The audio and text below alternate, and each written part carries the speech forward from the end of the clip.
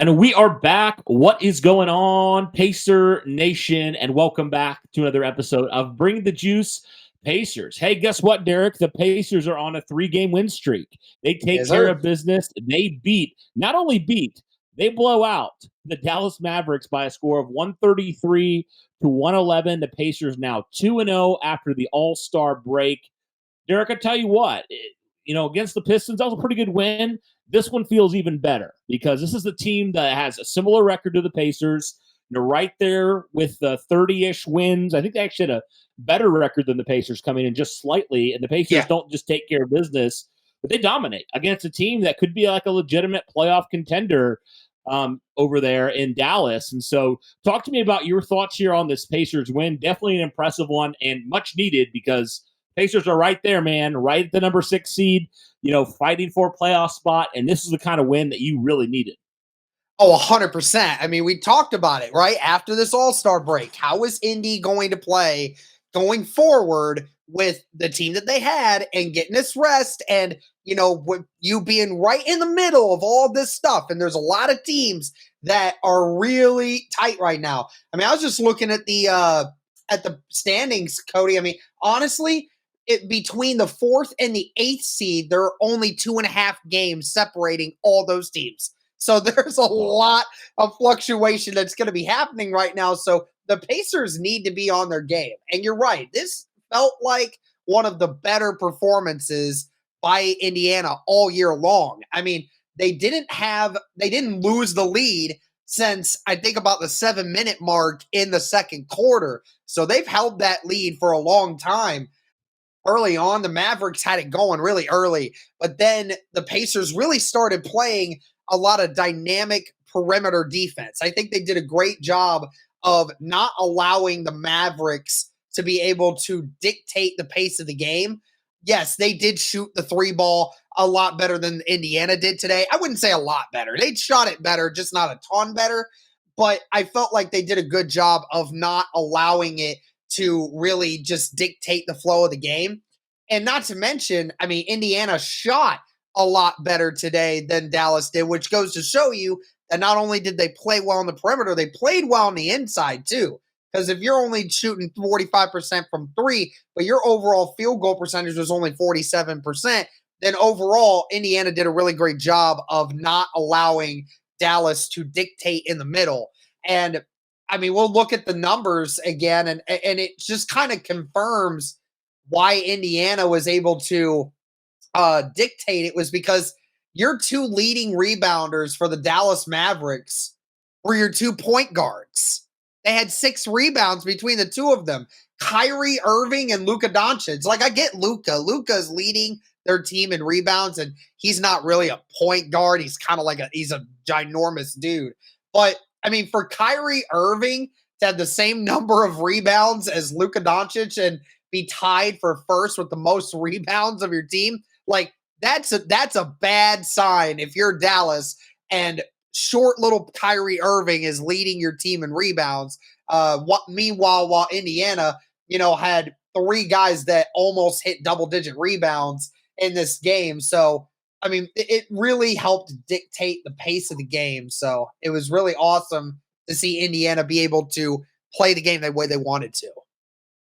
Yeah, and really it just felt like Derek, Indiana was in control the entire time, right? I mean, first quarter, it was tied, but then from then on, Indiana outscored Dallas in the second through the fourth. Every single quarter, Indiana outscored Dallas and really, I think, extended their lead in that fourth quarter, right, where they outscored them by 13. And I think that really was kind of the nail in the coffin. The Pacers had a really strong fourth quarter. And, Derek, we've seen the Pacers this year have leads going into the fourth quarter and choke them away. So definitely great to see them not only hold on to a lead, but increase their lead even more and end up obviously winning by 22 in this game. That's huge to see them being able to do that. And you mentioned it already, Indiana, when it came to the game, out rebounding the Mavericks by a pretty good amount, by 8 in this game. Indiana had, more steals. It felt like they just did a lot better overall. And Derek, this is one thing I'll say Indiana has done a lot better the last 2 games is their free throw shooting. Today they shot 88% from the free throw line. And that's something we haven't really seen them do super well. It felt like kind of when they were starting to falter a little bit and playing against especially some of these teams that they shouldn't have lost to. It's like if they would have made 70-80% of their free throws, they might have won those games. And so it's great to see them do that. You already mentioned just the defense. It definitely feels like now getting everybody, relatively everybody, Aaron Nesmith still obviously injured, but getting guys back, I think it's been so good for the Pacers. And we see now, Derek, what this team is truly capable of when they are fully or mostly fully healthy and all their stars are clicking, because this is a very dangerous team. And we've said it, man. It's like if the Pacers could play even a little bit of competent defense, they're going to be a threat to any team they play on any given night. And that's what we saw here today. And one of the biggest reasons, like you said, besides the health of the players now being back, Halliburton finally being healthy and looking like Halliburton again. But one of the big things about today's game, you nearly tripled the number of assists that the Dallas Mavericks had. They had 15, you had 38. So that just goes to show you how well the Pacers were moving the basketball versus how Dallas was, right? Dallas is a lot more ISO ball. Luka Doncic, Kyrie Irving, those are Luka. It can definitely be that guy that can move it around, but he is the main scorer. And Kyrie Irving, that's the all me show, right? So when you have guys like the Pacers that are used to dishing it around, I mean, they were doing such a fantastic job. I saw early in the game, Cody, the first half that I got to watch, the amount of times that the Pacers would drive into the paint, dish it out to like Myles Turner or Obi Toppin or someone out there on the edge or on the wing that's open, and they get that wide open three every time. It was like Dallas just couldn't quite keep it under control. And so when you shoot the ball better, when you shoot free throws better, when you rebound better, when you assist way, way better, and then you score more in the paint as well, and you dictate the pace of the game, 99% of the time you're going to end up winning that game. And that's what the Pacers were able to do tonight, just being able to handle that. Which player today really kind of stood out to you as the best player on the court today? Oh, hands down for me, it's Myles Turner. He had a fantastic day today. I mean, you look at him, Derek, 33 point. He just was absolutely everywhere. You mentioned he already had 8 rebounds. He was on fire, Derek. He only missed one free throw, and he was 10 of 15 shooting. So Myles Turner, I think today just showed you what he's truly capable of on any given night. Now, again, got to get that a little bit more for Myles Turner. I'd like to see that a little bit more consistently for sure. But I think no doubt that he definitely was the best player on the court tonight. He was fantastic. And mind you, Cody, when he did not miss in the paint all game. Yeah. His only misses came from the 3-point line. Anytime he was inside the 3-point line, he did not miss. That's impressive. It's very impressive. But also a couple other guys I thought stood out, Derek. Ben Shepherd. Let's talk about the rookie, man. Yes, off the bench, he had 15 points today, his career high. He was 5 of 6 shooting. He made all 5 of his 3-point shots today. Yes, sir. Just a fantastic game from him. Yeah, absolutely. It's great to see the bench guys get it. I mean, McConnell, same as he always is. 6 of 10, get you 20 points off the bench, 12 points. He had those 7 assists. He was your second leading assist guy today. Like you said, Ben Shepherd, amazing job shooting today. And then even Obi Toppin, going 3 for 5, getting yourself almost 10 points, couple rebounds, couple assists there as well. I mean, just looking at the stats, Cody, I mean, there was not a single Pacer that finished with a negative point differential in this game. Everyone was a positive. Every single player, even the guys that got only 3 to 5 minutes, they were also doing that as well. So, I mean, obviously, if you're going to be a plus and almost every single player on the Mavericks is going to be a minus, then obviously you are doing the right things. Halliburton finishing with 17, 3, and 10. Mathurin also 14 and finishing with 11 rebounds. Actually was the leading rebounder today. Siakam, and that was probably one of his That was probably his worst offensive output with Indiana since he got here, Cody. Only finished with 12. He was the lowest scoring guy on the Pacers starters. I mean, heck, even two guys off the bench had as many or more points than Siakam. So, I mean, again, it was one of those things where you said they were riding the hot hand.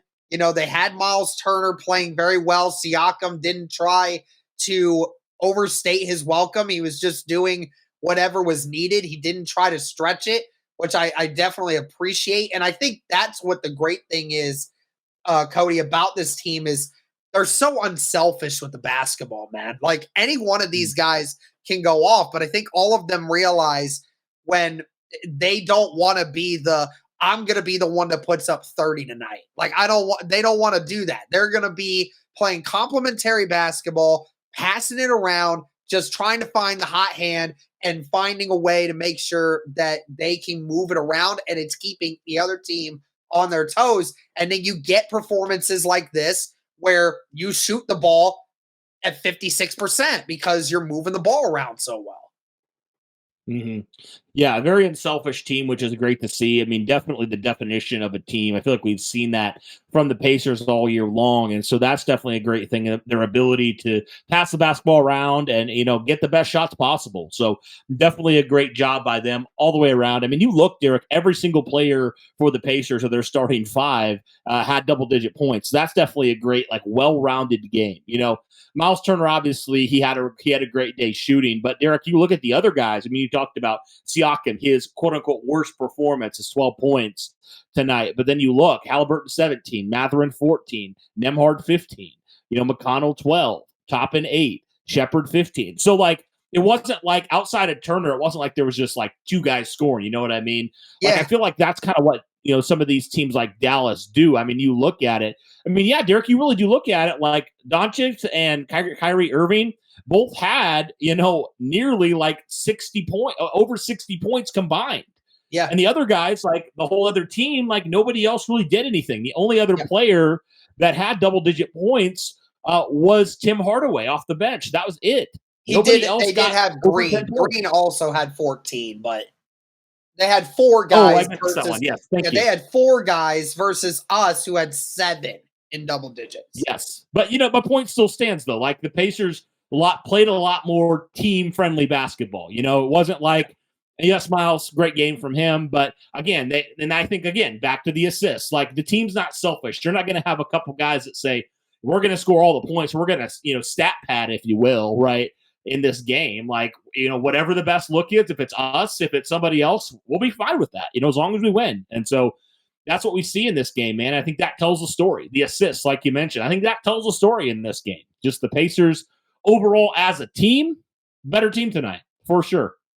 100%. Like we said, when you dominate that way and then you're able to put an offensive output. I mean, it was great that the great thing about it was Myles Turner, because with Myles Turner being able to not only score the same number of points as Luka, but also do it more efficiently as well. Was better at the free throw line, was better from the field. So you get the same number of points, but you do it more efficiently. Then it's like, do we have the rest of the guys to pick up the slack? Yes, Irving scored more points than any of the rest of our starters did. But, I mean, again, when you look at the overall shooting, he shot less than 50% from the field. And yet everybody on the Pacers side, most of them shot from over 50%. And so we had that situation where, it's not two guys taking, about half the shots. It's evenly sparsed out. The guy who shot the basketball the most today, two guys, Myles Turner and Halliburton, but yet they both shot over 50% from the field.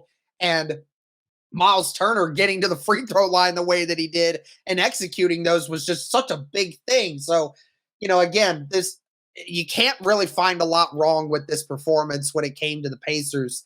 I mean, that Dallas is going to come in and score. I mean, they got they have some of the best talent out there of any team when it comes to Luka Doncic and Kyrie Irving. But, I mean, we exposed the rest of their team, though. If you can make it to where you're making it really difficult on Doncic and Irving to make it work, then the rest of their team, I don't think is good enough to handle you. Versus with the Pacers, where you know that we've talked about it before, Cody, when you have 4 or 5 guys off the bench that can get you double-digit points on any given night as well. I don't think Dallas has that. So that also definitely helps a lot. Like you said, the only guy that scored double-digit points off the bench for the Mavericks was Hardaway, but you had 2 guys with double-digit points tonight for our bench and almost had 3. So, I mean, it was an overall insanely great performance, and it's a great one, and you only hope that they can continue to do that tomorrow night against the Toronto Raptors. Yes, and one more point, Derek. I was looking at this because it was crazy the amount of shots between just Kyrie Irving and Luka. Derek, they attempted 49% of the free throw or of the field goal attempts for the Mavericks. 49% between 2 players. That's insane. That's insane. So definitely a great win for the Pacers. You're right. They're going to have to face the Raptors team that, hey, you know what? The Raptors aren't very good, but they gave the Pacers all they could handle in the last matchup. Now, fortunately, the Pacers are a lot healthier, seem to be in a lot better spot than they were right before the All-Star break. But yeah, you're right. Pacers definitely got to take care of business. We know how much, Derek, they have struggled to take care of some of these really bad teams like this. I mean, it definitely was encouraging to see them do what they did against the Detroit Pistons. But again, Pistons are the worst team in the NBA. So the Pacers definitely have to be on the P's and Q's here for this one. They have to just continue where they left off, honestly, in this game. And if they can do that, I think they can beat the Raptors pretty handedly. But again, you can never from night to night. Like, you never know from night to night with this team. And so they definitely, I think they're working on that consistency because they are a very young basketball team at this point. So just got to continue to stack wins on wins. And every single win is critical, Derek, for the Pacers playoff spots because you're right. I mean, in a couple games here, if the Pacers keep winning and a team like the Sixers keeps losing, they just lost today, and a couple other of these teams, the Pacers could easily, Derek, find themselves honestly right there, man. You look at it. I mean, the Pacers are 12 and a half games down from the Boston Celtics. Sixers are 12. The Knicks are 11. So the Pacers could get all the way up to the 4th seed here in the next couple games if they're able to take care of business and if some of these teams ahead of them, the 2 teams ahead of them, start faltering a little bit, and it seems like neither of these teams are really inspiring much confidence as of recent, right? And so the Pacers can take care of business, man. I think they can definitely do some really, really good things. And so it'll be interesting to see what they do tomorrow night. But guys, that'll do it for this one. Let us know your overall thoughts here on the Pacers win against the Dallas Mavericks. That'll do it for this one, guys. Thank you so much for tuning in. If you haven't already, be sure to smash that like button, hit subscribe, turn on the notification bell. We are gaining subscribers. It feels like Derek had a pretty good rate right now. I know we're just on the fringe of 600 subscribers already, which is crazy. So, guys, help us reach our goal. Definitely want to get to 1,000 here very quickly. And I know with how great you guys are, Pacer Nation, you'll make that happen. But that'll do it for this one, guys. Thank you so much. And as always, go Pacers.